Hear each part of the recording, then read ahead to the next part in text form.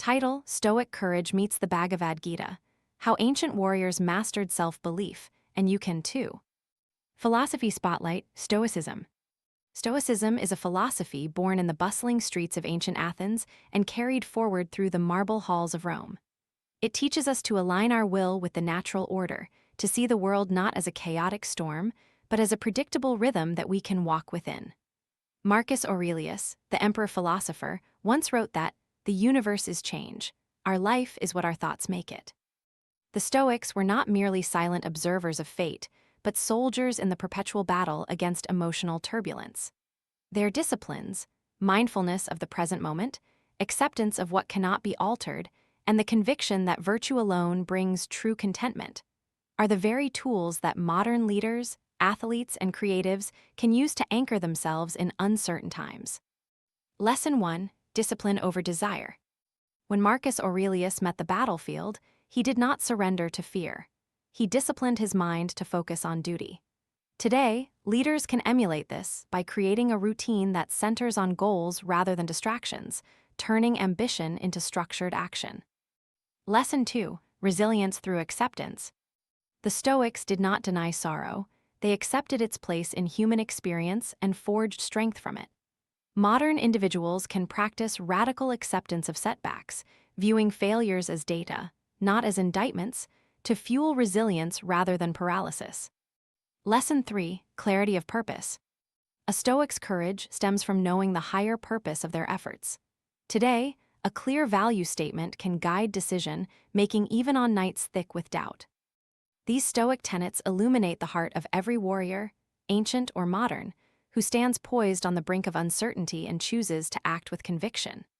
In the chapters that follow, we will meet figures from Greece, the Indian battlefield, and the marble-clad world of Rome, and we will see how the fusion of Stoic resolve and the profound insights of the Bhagavad Gita creates a map for anyone ready to claim authentic self-belief.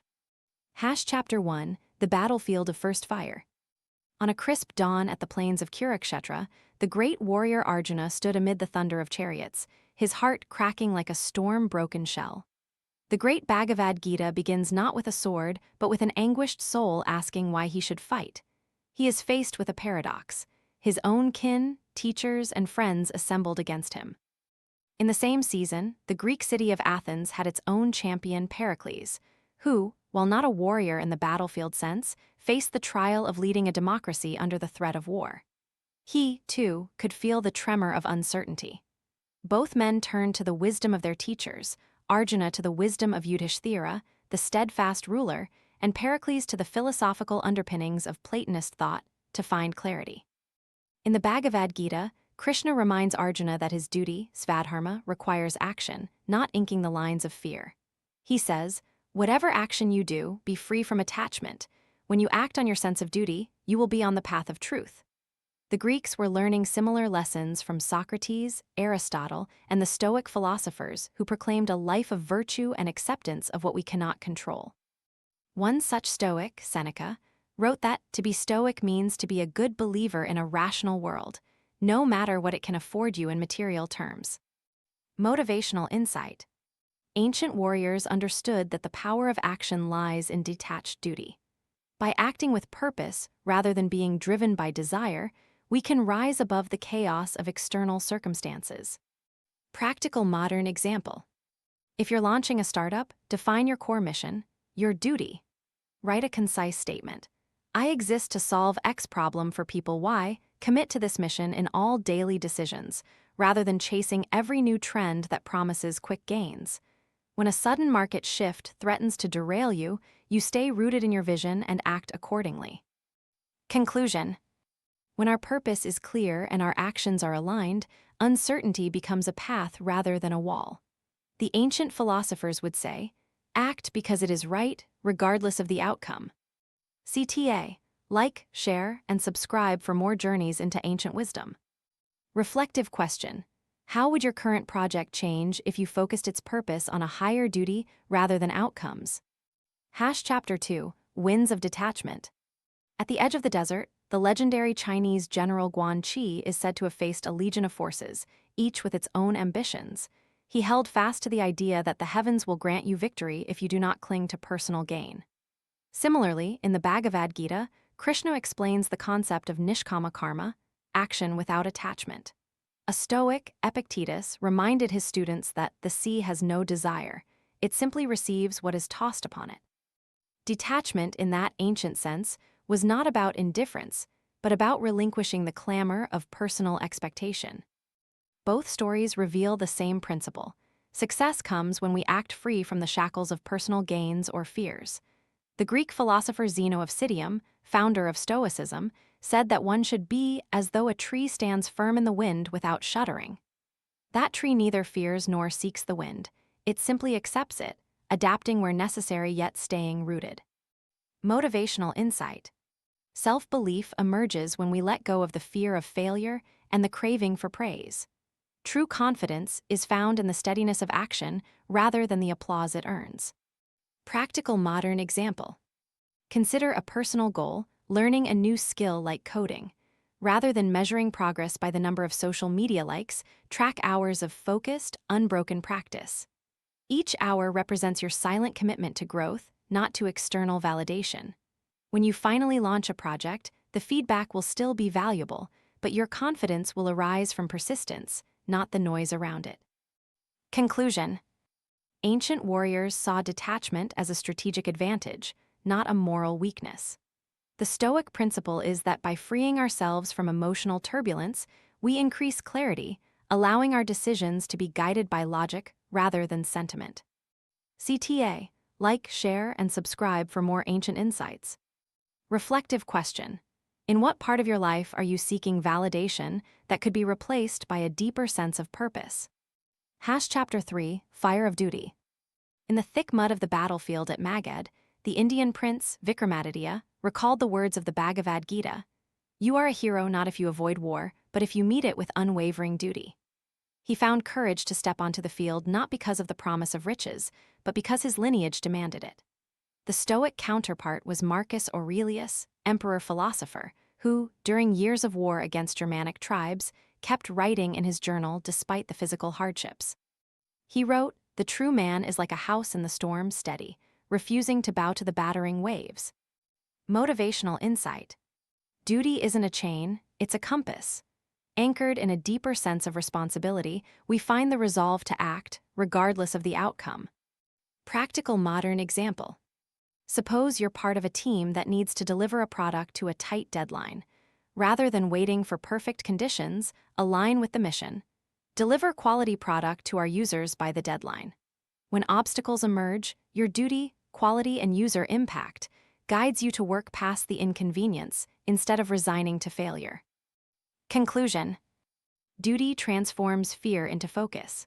When we hold ourselves accountable to an external purpose, whether it is a business mission, a community service, or a personal promise, our courage is less about us and more about the system we serve. CTA, like, share, and subscribe for more ancient warrior stories. Reflective question. What is your higher purpose that could provide you a steadier compass when facing daily challenges? Chapter 4, The Stoic Warrior's Breath. During the tumult of war between Rome and Parthia, the general Flavius Antoninus, cited by many historians as a shining example of Stoicism, taught not just his men the art of battle tactics but the art of breath. He would pause before initiating conflict, aligning his mind with the present moment, breathing in the cold air of the desert and exhaling the tension of impending danger.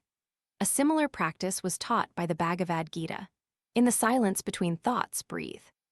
That silence is your strength. These practices are not a mere technique, but a state of being, a calm that prevents decisions from being swayed by panic or euphoria. Motivational insight.